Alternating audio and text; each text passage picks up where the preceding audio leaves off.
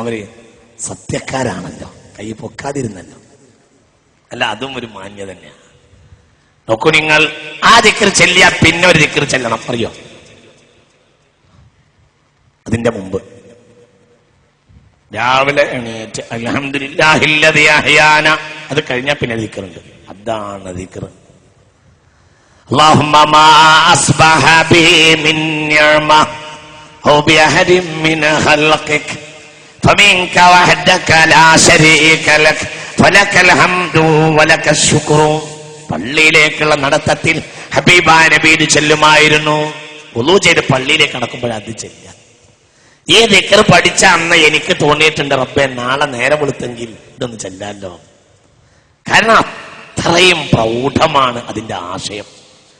പിന്നെ എങ്ങനെ അസൂയ ഉണ്ടാവുക? അല്ലാഹുമ്മ മാ അസ്ബഹ ബി മിൻ നിഅമ. അർത്ഥം കേട്ടോ, അർത്ഥം കേട്ടോ. അല്ലാഹുവേ, ഈ പ്രഭാതത്തിൽ നീ എന്നിൽ നിക്ഷേപിച്ച എല്ലാ അനുഗ്രഹങ്ങളും ഈ സൃഷ്ടിജാലങ്ങളിൽ ഏതൊന്നിൽ നീ നിക്ഷേപിച്ച ഏതനുഗ്രഹവും എന്റെ അയൽവാസിക്ക്, എന്റെ ബന്ധുവിന്, എന്റെ മിത്രത്തിന്, എന്റെ ശത്രുവിന്, ആർക്ക് നീ കൊടുത്ത അനുഗ്രഹങ്ങളും ഒന്നും അവരുടേതല്ല. ഫമിൻക വഹദക, എല്ലാം നിന്നിൽ നിന്നാണ്. ലാ ശരീക ലക, ഇതാരും കൊടുത്തതല്ല, നീ മാത്രമാണ്. അതുകൊണ്ട് ഫലക്കൽ ഹംദു, എന്റെ അയൽവാസിക്ക് നീ അനുഗ്രഹം കൊടുത്തതിന്റെ പേരിൽ സർവസ്തുതിയും നിനക്കു തന്നെ. വലക്കൽ ശുക്രു, അതിന്റെ പേരിൽ നന്ദി നിന്നോട് തന്നെ. അല്ലാത്ത വാക്ക. പിന്നെ എങ്ങനെ അസൂയ ഉണ്ടാവുക? അതായത് ഈ പ്രപഞ്ചത്തിൽ ഏത് സൃഷ്ടിക്കും അള്ളാഹു ചെയ്തു കൊടുത്ത അനുഗ്രഹത്തിന്റെ പേരിൽ അതിരാവിലെ എണീറ്റാൽ ഒരാൾ അള്ളാഹുവോട് നന്ദി പറയണം. അവന് കിട്ടിയതിന്റെ പേരിൽ മാത്രമല്ല, ഈ പ്രപഞ്ചത്തിൽ ആർക്കും, അതിൽ ആരെല്ലാം ഉണ്ട്. നിന്റെ സൃഷ്ടിജാലങ്ങളിൽ ഏതൊരാൾക്ക് നീ ചെയ്തു കൊടുത്ത അനുഗ്രഹം. അപ്പോൾ അതിൽ തന്റെ മിത്രം മാത്രമല്ല, ആരുമുണ്ട്, ശത്രുവുണ്ട്. ഇത് മുസ്ലിമിന് പറയാൻ കഴിയൂ. കാഫിറിനെ ഞാൻ പറഞ്ഞു തരട്ടെ, കാഫിറിനെ പറഞ്ഞു തരട്ടെ. കാഫിറിൽ പ്രമുഖനായിരുന്നു വലീദ് ലഅനത്തുല്ലാഹി അലൈഹി. അവനങ്ങോട്ട് പറഞ്ഞു ഖുർആൻ, വലാ തുതി കുല്ല ഹല്ലാഫിൻ മഹീൻ ഹമ്മാസിൻ മശാഇൻ ബിനമീം മന്നാഇൻ ലിൽ ഖൈരി മുഅ്തദിൻ അസീം തുല്ലിൻ ബഅദ ദാലിക സനീം. ഇങ്ങോട്ട് നോക്കൂ, വല്ലാത്തായത. ولا تطع كل حلاف مهين هماز مشاء بنميم مناع للخير معتد أثيم عتل بعد ذلك زنيم. ولا تطع, നിങ്ങൾ ആരും വഴിപ്പെട്ടു പോകരുത്. കുല്ല ഹല്ലാഫിൻ, എപ്പോഴും സത്യം ചെയ്ത് നടക്കുന്ന ഒരാൾക്ക്. വലീദ് ലഅനത്തുല്ലാഹി അലൈഹി. എന്ത് പറഞ്ഞാലും ലാത്തയെ തന്നെ സത്യം, ഉസ്സയെ തന്നെ സത്യം എന്ന് പറയുന്ന ആളായിരുന്നു. ആര്?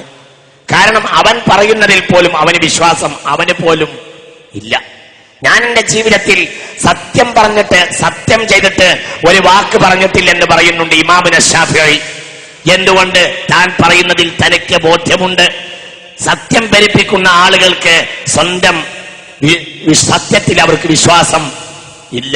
അതുകൊണ്ടാണ് അവർ സത്യത്തെ പെരുപ്പിക്കുക. അല്ലാഹുമ്മ കാത്തുരക്ഷിക്കട്ടെ. മഹീൻ, നീചൻ. ഹമ്മാസിൻ, മനുഷ്യരെ മുഖത്ത് നോക്കി കുത്തിപ്പറയാൻ മടിയില്ലാത്തവൻ. ലഅനത്തുല്ലാഹി അലൈഹി. മശായിൻ ബിനമീം, നമീമത്ത് ഇങ്ങനെ പരത്തി നടക്കുന്നവൻ. മന്നാഇൻ ലിൽ ഖൈർ, മാനിഉൻ ലിൽ ഖൈർ എന്നല്ല, മന്നാഉൻ ലിൽ ഖൈറാണ്. ഇതാണ് ഹാസിദ്. മാനിഉൻ ലിൽ ഖൈർ എന്നാൽ ഗുണത്തെ തടയുന്നവൻ, അഥവാ തന്റെ ശത്രുവിന് വരുന്ന ഗുണത്തെ തടയുന്നവൻ.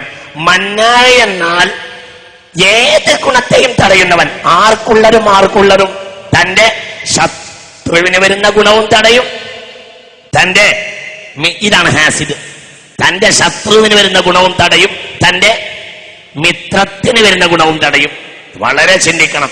എനിക്ക് തോന്നുക ഇന്നിപ്പോൾ ഒരു പക്ഷേ അങ്ങനെയായോ. ഇന്ന് ഒരു നിലക്ക് മനുഷ്യന്റെ കൂടിച്ചേരലുകളുടെ ഉള്ളിലാണ് ശത്രുതയുള്ളത്. ഇന്ന് ശത്രുവിനേക്കാൾ മനുഷ്യൻ ശത്രുവായി കാണുന്നത് മിത്രത്തെയാണ്. ഒരു സംഘടന ആ സംഘടനയിലുള്ള എതിർ പാർട്ടിയിലുള്ള ആളുകളെക്കാൾ ശത്രുവായി അയാൾക്ക് തോന്നുന്നത് അയാളുടെ റേഞ്ചിലുള്ള ആ സംഘടനയുള്ള ആളുകളെയാണ്. വളരെ ചിന്തിക്കണം. എല്ലാവരും ഉണ്ട്, വയസ്സന്മാരടക്കം ഇരുന്ന് തലയാട്ടുന്നുണ്ട്. അപ്പൊ എനിക്ക് പേച്ചിട്ടില്ല എന്ന് മനസ്സിലാവുന്നുണ്ട്. ചിന്തിക്ക്. അപ്പോൾ മന്നാഇൽ ഖൈർ വലാ തുതി കുല്ല ഹല്ലാഫിൻ മഹീൻ ഹമ്മാസിൻ മശാഇൻ ബിനമീം മന്നാഇൽ ഖൈർ, ശത്രുവിന് വരുന്ന ഗുണവും മിത്രത്തിന് വരുന്ന ഗുണവും തടയുന്നവൻ, മുഅ്തദിൻ എല്ലാരോടും ശത്രുത വെച്ച് നടക്കുന്നവൻ, അസീം കുറ്റവാളി, തുല്യൻ ഗുണ്ട. പ്രൊഫഷണൽ ഗുണ്ടായ ആൾക്കാണ് തുല്യ എന്ന് പറയാം. ആരെ കയ്യൊന്നും തട്ടിപ്പറിക്കാൻ വേണ്ടിയിട്ട് കയ്യൂക്കും കാട്ടി നടക്കുന്നവൻ തുല്യ ഗുണ്ട. ഇതെല്ലാമായിരുന്നു മക്കയിൽ ആര്? വലീദ്. ഇതിന് കാരണമുണ്ട്. സനീം പിന്നെ ഉമ്മാക്ക് പേശലാണ്. ഖുർആൻ ഇങ്ങനെ മാത്രമേ ഒരാളെ മാത്രമേ ഇങ്ങനെ ആക്ഷേപിച്ചിട്ടുള്ളൂ. അതുകൊണ്ടാണ് വലാ തുതി കുല്ല ഹല്ലാഫിൻ മഹീൻ ഹമ്മാസിൻ മശാഇൻ ബിനമീം മനാഇൽ ലിൽ ഖൈരി മുഅ്തദിൻ അസീം ഉതുല്ലിൻ. 8 ഗുണം പറഞ്ഞു. 9ാമത്തെ ഗുണം പറഞ്ഞെടുത്ത് ബഅദ എന്ന് പറഞ്ഞു. അതിനെല്ലാം പുറമെ സനീം അവൻ ജാരസന്താനമാണ്. ബഅദാലിക്കാണ് ഇടയെ കയറ്റിയത്. സനീം അവന്റെ കുറ്റമല്ല, അവന്റെ ഉമ്മാന്റെ കുറ്റമാണ്. മനസ്സിലായോ നിങ്ങൾക്ക്? ബഅദാലിക്, അതിനെല്ലാം പുറമെ സനീം അവൻ ജാരസന്താനമാണ്. അപ്പോൾ ജാരസന്താനത്തിനോടാണ് ഇത്തരം ആളുകളിൽ ശത്രു പുലർത്തിയ ആളുകളെ അള്ളാഹു ഉപമിച്ചത്. അള്ളാഹു കാത്തുരക്ഷിക്കട്ടെ. വലാ തുതി കുല്ല ഹല്ലാഫിൻ മഹീൻ ഹമ്മാസിൻ മശാഇൻ ബിനമീം മന്നാഇൽ ലിൽ ഖൈരി മുഅ്തദിൻ അസീം ഉതുല്ലിൻ ബഅദ ദാലിക സനീം. അള്ളാഹു നമ്മളെ കാത്തുരക്ഷിക്കട്ടെ. അതുകൊണ്ട് മനുഷ്യന്മാരെ മനസ്സൊന്നങ്ങോട്ട് വലുതാക്കുക, ഇവിടെ അങ്ങോട്ട് വിശാലാക്കുക. ഇതാ ഞാൻ നിങ്ങൾക്കൊരു ആയത്തോടിയിട്ട് വിഷയത്തിലേക്ക് കയറി വരാം. ഒരായത്തും കൂടി ഒരു തരത്ത് ഞാൻ പറഞ്ഞല്ലോ, ഇസ്ലാമിന്റെ മഹത്വം നെറ്റിയിലുള്ള വിശാലതയല്ല, നെറ്റിയിലുള്ള ഈ അടയാളമൊന്നുമല്ല. പിന്നെന്താ? ഫമൻ ശറഹല്ലാഹു സദ്റഹു ലിൽ ഇസ്ലാമി ഫഹുവ അലാ നൂരിൻ മിർ റബ്ബിഹി. ഒരാൾക്ക് നെഞ്ചിന് വിശാലതയുണ്ടായാൽ, ഏതൊരാളെയും ഉൾക്കൊള്ളാൻ ഒരാൾ തയ്യാറായാൽ ഫഹുവ അലാ നൂരിൻ മിർ റബ്ബിഹി, അവന് റബ്ബിന്റെ വെളിച്ചത്തിൽ സഞ്ചരിക്കാം. അല്ലാഹു തൗഫീഖ് ചെയ്യട്ടെ, അല്ലാഹു തൗഫീഖ് ചെയ്യട്ടെ. അപ്പോൾ അവർക്ക് മുഖകാന്തിയും ഉണ്ടാകും. ഈ മുഖകാന്തിയുടെ കാരണം മനസ്സിന്റെ വെളിച്ചമാണ്. അല്ലാഹു തൗഫീഖ് ചെയ്യട്ടെ. ഫമൻ ശറഹല്ലാഹു സുദ്റഹു ലിൽ ഇസ്ലാമി ഫഹുവ അലാ നൂരിൻ മിർ റബ്ബിഹി. ഒരാൾക്ക് നെഞ്ചിന് വിശാലതയുണ്ടായാൽ അല്ലാഹു തആലാന്റെ നൂറിൽ അവന് സഞ്ചരിക്കാൻ കഴിയും. അല്ലാഹു തൗഫീഖ് ചെയ്യട്ടെ. അതുകൊണ്ട് റബ്ബി ഇശ്റഹ് ലി സദ്രി വഖബറ വയസ്സിർ ലി അംരി വഹുലുൽ ഉഖ്ദതം മിൻ ലിസാനി യഫ്ഖഹു ഖൗലി. ഞാൻ മറക്കാതിരിക്കാൻ വേണ്ടി ഒന്നുകൂടെ പറയാം. 3 കാര്യങ്ങളിൽ നിന്ന് എല്ലാവരും ഒഴിവാവുകയില്ല. 1 അസൂയ, 2 ലന്ന്. ലന്ന് എന്നാൽ ഒരു തരം വിചാരം, മോശപ്പെട്ട വിചാരം. അതൊരു സെക്കൻഡിൽ ക്ലിക്ക് ചെയ്യും. അതായത് നമുക്ക് നമ്മുടെ സഹജീവിയെ കുറിച്ച് ഒരു മോശപ്പെട്ട വിചാരം ഒരു സെക്കൻഡിൽ വരും. ചിലപ്പോൾ അതിന് ഉപോത്ബലകമായ എന്തെങ്കിലും ഒരു കാര്യമുണ്ടാവും, പക്ഷെ അയാൾ നിരപരാധിയുമായിരിക്കും.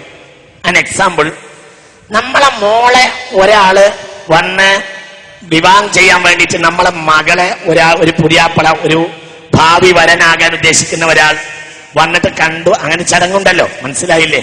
കണ്ട് ചായയൊക്കെ കുടിച്ച് പെണ്ണിനോട് വർത്തമാനം പറഞ്ഞ് പെരുമാറ്റം കൊണ്ട് നമുക്ക് മനസ്സിലായി ഏകദേശമൊക്കെ റാഹത്തായിട്ടുണ്ട്. ദല്ലാലും നമ്മളോട് ചിരിച്ചു. ദല്ലാലും അങ്ങോട്ട് വാതിൽ പിന്നിലേക്ക് മാറുന്നത് കണ്ടു, പിന്നെ അങ്ങനെ ചിരിച്ചു. അപ്പോൾ നമ്മൾ മനസ്സിലാക്കി ഏകദേശം അങ്ങനെ പറയാ, വിവരം തരാന്ന് പറഞ്ഞ് ഈ ചിരി ദല്ലാലിക്ക് ഇത് ഏർപ്പാടാണ്. അവനക്ക് അറിയാൻ കഴിയില്ല, ചിരിയുമലാണ് അവന്റെ ഏർപ്പാട് നടന്നു പോകുന്നത്. അങ്ങനെ വാതിൽ പിന്നിലേക്ക് മാറി അവനോട് എന്താ സംസാരിച്ച് നമ്മൾ ചിരിച്ച്. അപ്പൊ നമ്മൾ വിചാരിച്ച് ഏകദേശം ഈ കാര്യം നടക്ക്, ചായ കുടിച്ച് അങ്ങനെ അങ്ങോട്ട് പോയി. അവന്റെ ആ പോക്കും റാഹത്തും നമ്മളിങ്ങനെ നോക്കി നിന്ന് റോഡ്